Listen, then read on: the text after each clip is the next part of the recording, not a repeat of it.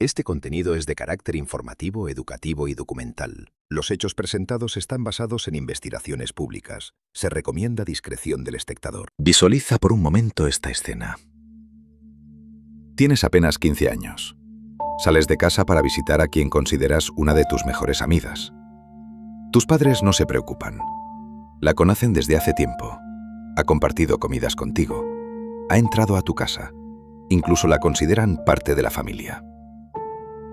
Pasan las horas, conversan, ríen, y antes de regresar, aceptas algo tan simple que jamás imaginarías que podría cambiar tu vida para siempre. Una comida, nada más.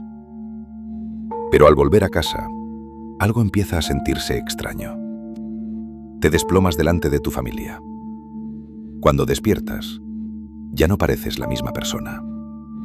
Comienzas a comportarte de una manera que nadie puede explicar. Dejas de comer, dejas de dormir. Tu mirada cambia, tu carácter cambia. Y quienes más te conocen, empiezan a decir que hay algo completamente distinto en ti. Sueñan del que Jerónimo, un familiar que era de enfermedad del sur, del punto del sur. Parece el pollo ahí, que manufactura de parte de la... Los médicos intentan encontrar una respuesta. Algunos familiares buscan ayuda en la iglesia. Mientras tanto, en el barrio comienzan a surgir rumores cada vez más inquietantes. Hay quienes aseguran que alguien te hizo un trabajo. Otros hablan de una terrible maldición. Y algunos incluso llegan a afirmar que dentro de ti había algo que no era humano. Pero lo más perturbador de esta historia es que todo apuntaba hacia una persona que nadie habría imaginado. No era una desconocida. No era una enemiga. Era alguien que entraba a tu casa con total confianza. Alguien que se sentaba a comer con tu familia. Alguien a quien llamabas tu mejor amiga. Y cuando finalmente salió a la luz lo que supuestamente había ocurrido, todo un país quedó completamente conmocionado. Porque si esa historia era cierta, demostraba que el verdadero peligro muchas veces no viene de un extraño, sino de la persona en la que más confías. Marica, yo no necesito que tú me expliques nada. Yo lo que necesito es que tú me digas cómo coño a tu madre. ¡Qué lindo! Y bueno, la familia se volvió loca, la agarraron entre las tías, la cayeron a coñazo. Y la carajita dijo, sí, yo voy a hablar, déjeme tranquila, yo voy a decir todo lo que pasó. Bueno, la niña, porque es una niña, aceptó de que con cosas de uso personal como ropa íntima, cubiertos de la saliva de ella, la enterraron, se la entregaron a un muerto en el cementerio de La Guaira. Crímenes imperfectos.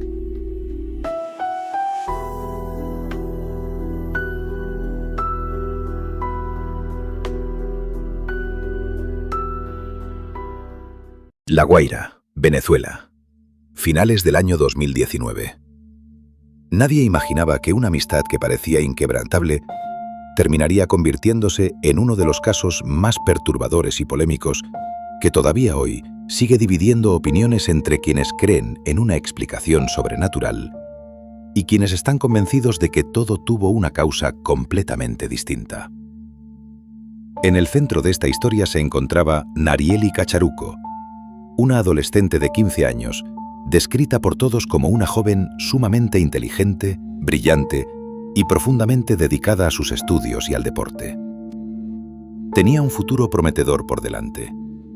Fue en esta etapa donde conoció a Stephanie Rodríguez, una joven de 19 años. En poco tiempo, ambas se volvieron completamente inseparables.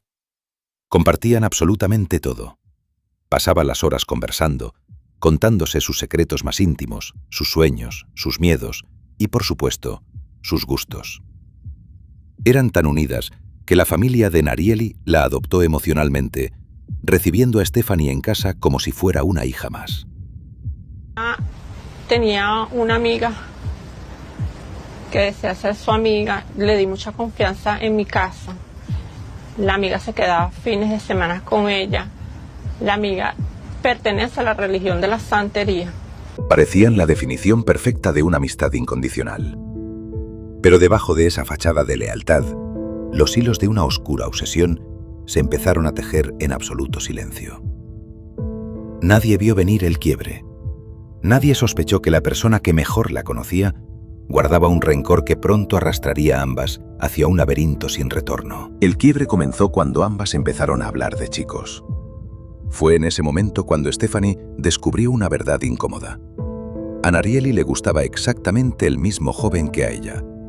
Pero lo que encendió la furia de Stephanie fue ver que Narieli se había ganado por completo la confianza y el afecto de ese chico. En ese instante, la supuesta hermandad se pudrió y se transformó en una envidia enferma y unos celos obsesivos.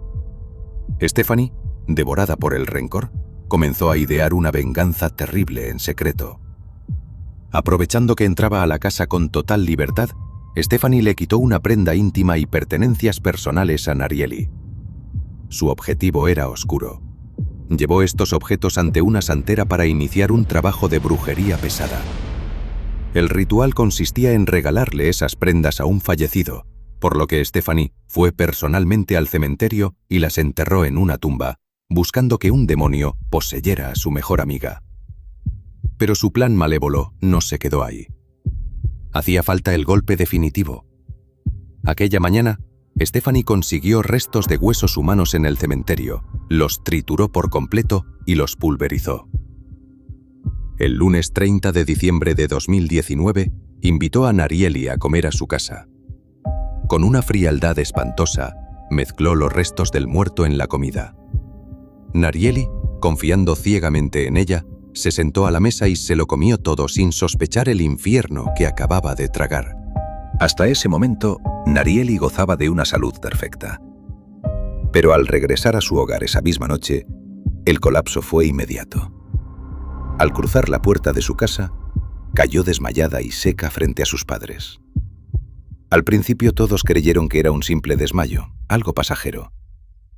Pero la pesadilla real comenzó al día siguiente, el martes 31 de diciembre de 2019. Cuando Narieli finalmente volvió a abrir los ojos, la chica noble e inteligente había desaparecido. Su comportamiento manifestaba cambios bruscos que helaban la sangre.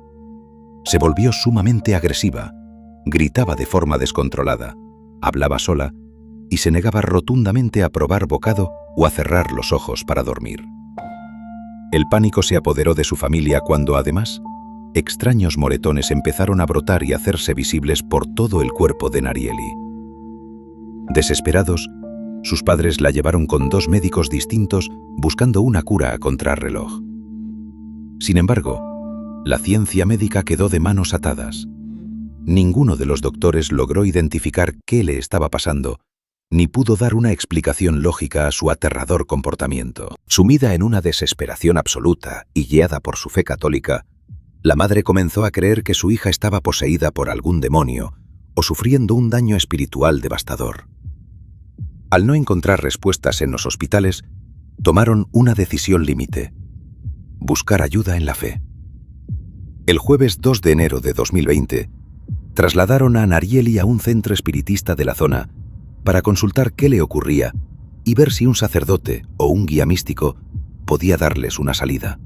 En la iglesia creemos en la existencia de no solamente de Satanás como el príncipe de los demonios, sino en ángeles malos, ángeles caídos, que son seres espirituales que no tienen cuerpo y que eventualmente, como no respetan al ser humano, pueden meterse, si Dios se los permite, solo si Dios se los permite, pues en el cuerpo de una persona. Se le aplicaron varios rituales de liberación, cadenas de oración y rezos intensos para tratar de salvarla, pero absolutamente nada funcionaba. El cuerpo de la menor se apagaba segundo a segundo. Mientras la adolescente agonizaba día tras día, sufriendo en esa cama, la actitud de su supuesta mejor amiga encendió las alarmas de la familia. Stephanie ni siquiera se presentó en el lugar ni la visitó una sola vez para saber cómo se encontraba, aun sabiendo perfectamente que Narieli estaba al borde de la muerte. El tiempo se había agotado. Lamentablemente, tras días de agonía, Narieli se fue de este mundo el sábado 11 de enero de 2020 dentro de ese centro espiritista. El verdadero clímax de terror estalló el día del funeral. Con un cinismo que dejó mudos a los presentes, Estefaní Rodríguez asistió al velorio de la menor. Al verla allí, la madre de Narieli, destrozada por el dolor, la encaró con furia frente a todos. Le exigió que dijera la verdad, preguntándole qué le había hecho a su hija y qué diablos le había dado en su casa, porque no era normal que se pusiera tan mal justo después de visitarla. La presión social, las miradas de los presentes y la culpa terminaron por romper a Estefaní. En medio del funeral, la joven sucumbió y confesó ante todos la atrocidad que había cometido. ¿Cómo le explico? Marica, yo no necesito que tú me expliques nada. Yo lo que necesito es que tú me digas cómo coño a tu madre. ¿Qué le hiciste? Yo lo que quiero saber, ¿qué le hiciste? Dime, ¿qué le hiciste? Ya, ella está muerta. Está muerta, ella.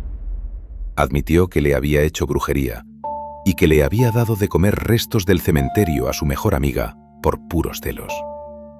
Ella se destapa en el 6CPC cuando Leogrogra dice que si la enterró, hizo un pacto con una tijera, con la misma sola, la enterró en una tumba.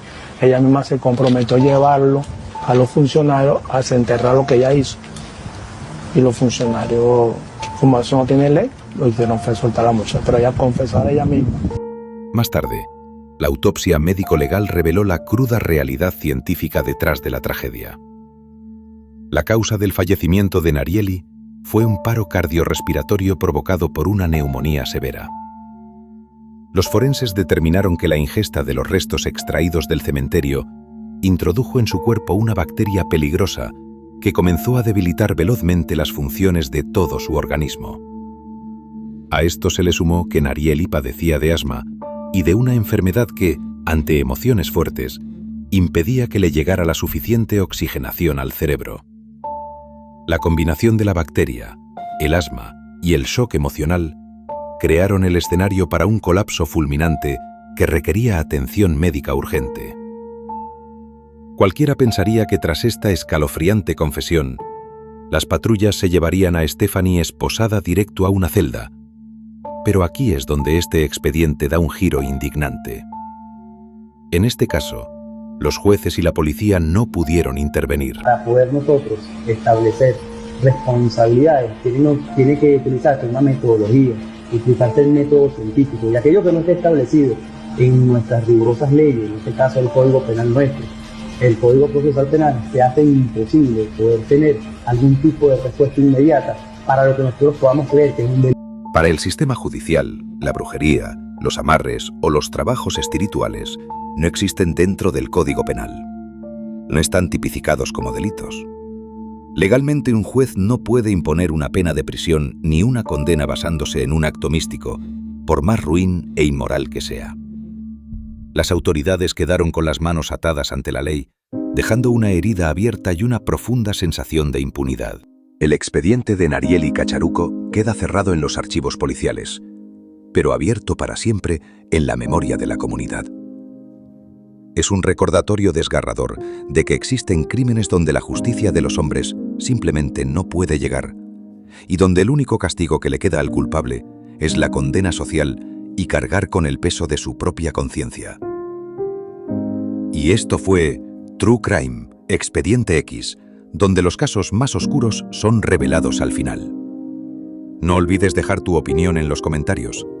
¿Crees que las leyes deberían cambiar ante casos como este? Comparte este vídeo para que el mundo no olvide esta historia.